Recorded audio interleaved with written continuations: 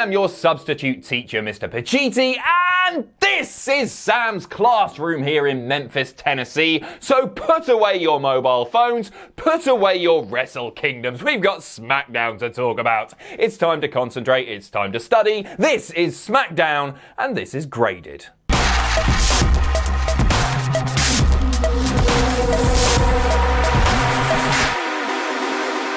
We are kicking the new year off with triple threat tag team action. The SmackDown Women's Champion Bayley and Sasha Banks taking on Dana Brooke and Lacey Evans, taking on Alexa Bliss and Nikki Cross. Before the match, Bayley runs down the Memphis crowd saying, "You'll never keep to your New Year's resolutions because look at the state of you." Unlike Sasha and Bayley, that is, because they have made positive change. They are the leaders of the SmackDown locker room. And then you got people like Lacey Evans. But before Bayley can continue, she is cut off by Lacey Evans. Lacey comes out with Dana and says that, yeah, you guys, you got to me because you do not mess with my children. And she is here to show the WWE Universe that even when all the cards are stacked against you, you can still beat the bad guys. Never give up. Then out comes Alexa Bliss and Nikki Cross, and Alexa's all like, hey, should we even be in this match? And Nikki goes, yeah, of course we should. If we want to get our hands back on the women's tag team titles, yeah, we should be in the match. Okay. This promo stuff lasted about 5 minutes, and it did feel a bit pointless. Cheap heat for the heels, Lacey Evans not really saying much, but at least the crowd were into it. And then Alexa and Nikki being like, yeah, should we even be here? Yeah, may as well, let's do a wrestle. It all felt a bit pointless, but at least Alexa and Nikki, they made their intentions clear, and they made it clear why they were in the match to begin with. As for the match itself, it was pretty solid. Flurries of offense from Bliss and Nikki Cross in the early stages, and then Sasha and Bayley take control, start beating Bliss down, refusing to let her tag in Nikki Cross. Back from the break, Dana Brooke is the legal woman. She's hitting snap suplexes all over the place, but it doesn't last long. Once again, the more experienced women, Bayley and Sasha Banks, they take control and start beating her down. After a few minutes, Dana finally manages to get the hot tag. In comes Lacey, and she is on fire. She hits a great standing moonsault. Then she goes up top for a proper moonsault, but Sasha Banks pulls Bayley out of the ring. Bayley then slides back in, nails a Bayley to belly. It looks like it's all over, but that pinfall attempt is broken up by Alexa and Nikki. By the way, props to Lacey Evans, who I think was put in a really difficult position last year. I think she was called up far too soon. She wasn't quite ready for that, and then she was given the massive push, and then they did the weird tag stuff with Baron Corbin. Let's not talk about that at all. But last night and the previous few weeks on SmackDown have proved that she's got such a tremendous amount of talent, and I think given the time, she really will flourish. The finish comes as Lacey nails Sasha with the women's right. Dana goes up top, hits a senton. 1, 2, 3, and Dana Brooke has pinned Sasha Banks. Sure, Lacey did the majority of the work there, but it was still kind of cool. All good stuff. This one gets a B+. Great way to kick off the show. Yeah, big fan of Dana Brooke getting the pin, even though it was Lacey, as I say, who did the majority of the work and could have just pinned Sasha anyway. It does show that WWE are invested in Dana Brooke, who I think is one of the more underrated women on the roster. And also, I like the fact that it wasn't either Alexa or Nikki being the one to take the pin, because of the opening promo, and it felt a little bit weird them being there, I thought, okay, one of these women, they're there to take the L. But that didn't happen, so good stuff. Next up, Elias is in the ring doing a wee sing-song, and I'm not going to talk about this too much because it literally lasted like 60 seconds or something, but I really enjoyed it, and I'm absolutely loving babyface Elias. I think the heel Elias, where he was just getting interrupted each and every week, it was getting pretty stale. However, babyface Elias, all they've had to do is make it so he's taking the piss out of the heels as opposed to the babyfaces, and it just works so well. It's just really entertaining stuff, enjoying it a whole lot. As I say, it didn't go anywhere. It was literally 60, 90 seconds,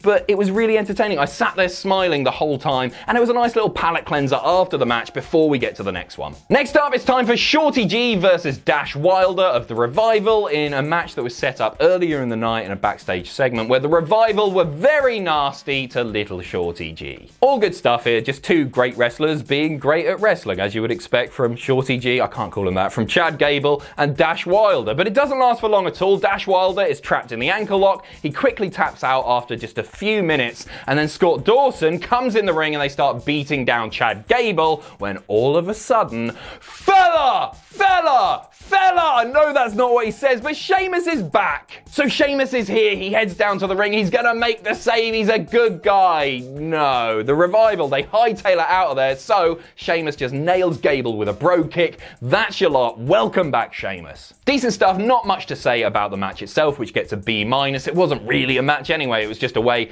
to set up Sheamus's return, which I thought was pretty effective. Sheamus is now pretty much solidified as a heel, and I'm fine with that because I think that's where he performs best. But what I'm not completely sold on is his first feud back. Looks like it's going to be with Chad Gable, and I'm not sure that's the right shout. I don't think that's especially impactful. Chad Gable, Shorty G, is still a guy who's being very much built up. I'm not sure it means that much for a former world champion to just come back and knacker him. But maybe I'll be proved wrong. Maybe this will be the thing that makes Gable. Like, he's so talented, and if he were to get a win over Sheamus, Sheamus shouldn't be losing his first feud back. I don't think this bodes well for Shorty G. That said, maybe I'm speaking too soon because there are unanswered questions here. Originally it looked like Sheamus was coming out to make the save, so maybe the Revival are going to play into this a little bit more heavily before they piss off to AEW. It's a weird one. I don't think any of us saw Sheamus coming back after his promos where he's like, nobody is safe, and then he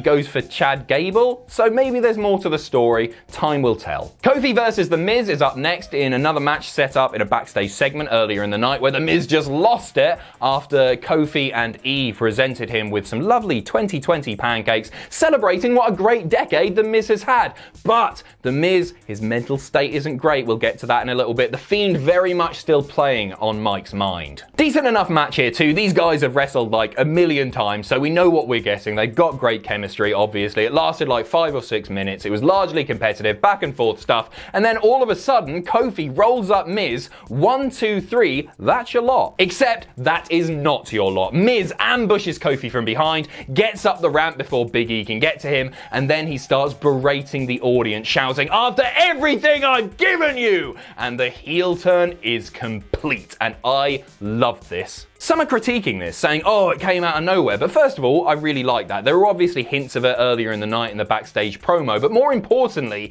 it means that The Fiend has changed The Miz. For want of a better word, he has broken The Miz. The Miz is a different man after experiencing The Fiend. And let's face it, babyface Miz has been stagnating for a little while now. The match and the aftermath, more importantly, get a B+.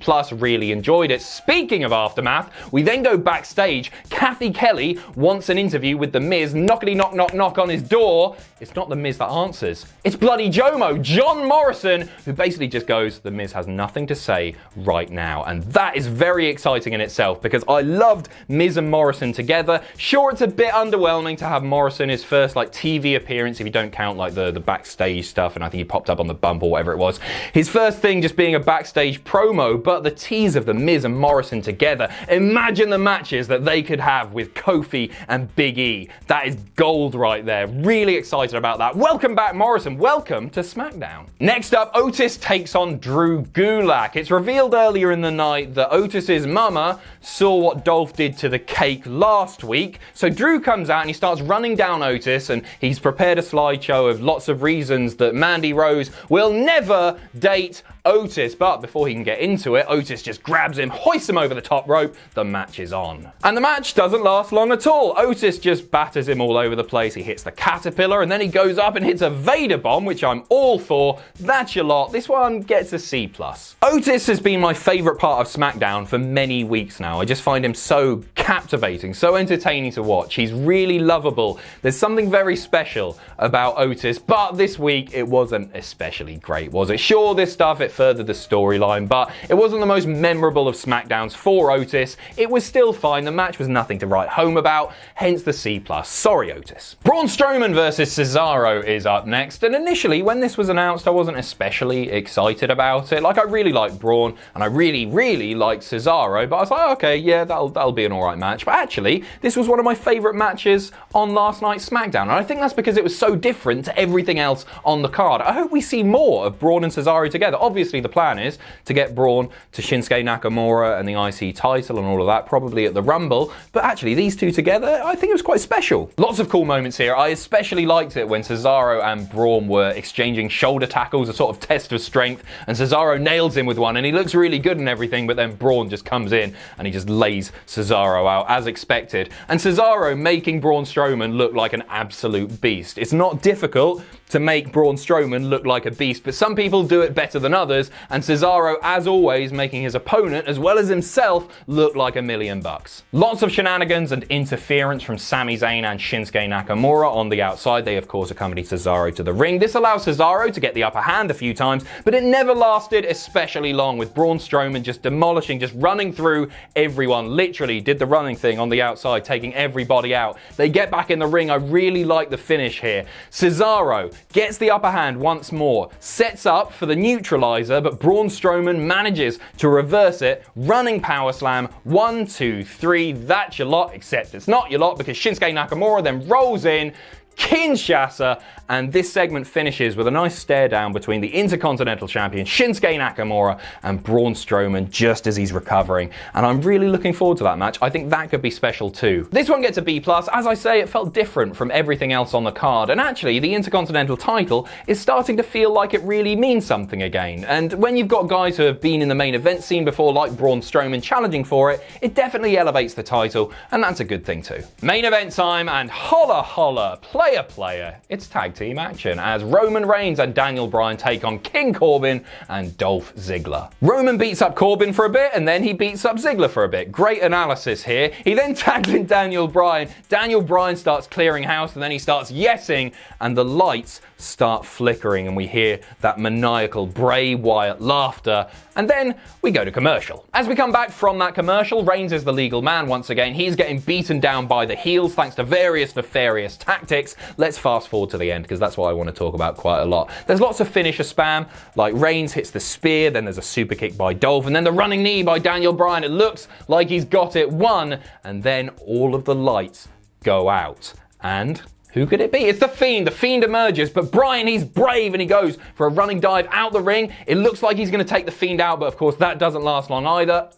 Mandible claw on the outside. The lights go out once again. They come back up. Daniel Bryan is laid out. He is out of action on the outside, but the Fiend is gone. But for some reason, the match isn't over yet. There's no DQ for, yeah, okay, sure. So the heels capitalize on this and they start attacking Roman Reigns. So Corbin and Ziggler have beaten Roman Reigns down. They've got the handcuffs out, they've got the dog food out. It's like a bloody Cultaholic pay-per-view punishment up in here. They're about to shower Roman Reigns in pedigree chum once again when all of a sudden, I don't know what that was, when all of a sudden, the Usos are back. Jimmy and Jay peg it down to the ring, dual super kicks, they clean house, they've made the save. The closing image of SmackDown is them uncuffing Roman from the ring ropes, and this was wonderful stuff. The match itself wasn't great from a technical standpoint, but I'm still giving it an A- because it was so much fun. It continued a storyline in the Fiend and the Daniel Bryan stuff, which I thought was really effective, and also we just got a great moment with the return of the Usos, who I think are one of, if not the best tag team in the world. I'm so excited to see them back,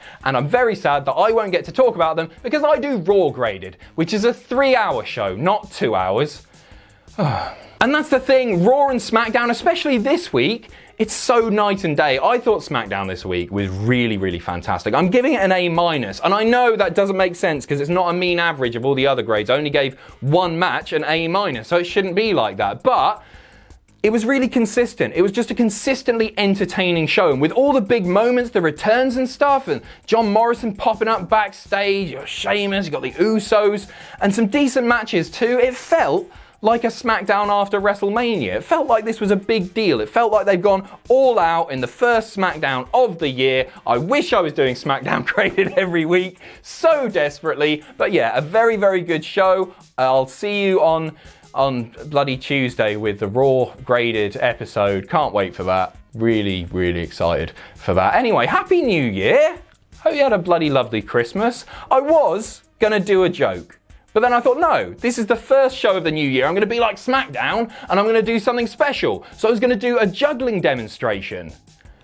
but I just didn't have the balls. Thanks for watching. Let us know what you think in the comments down below. You can follow us on Twitter at Cultaholic. You can find us on Facebook at facebook.com/Cultaholic. If you enjoy what we do here at Cultaholic, you can pledge to us on Patreon. That's patreon.com/Cultaholic. And most importantly, don't forget to hit subscribe and join us.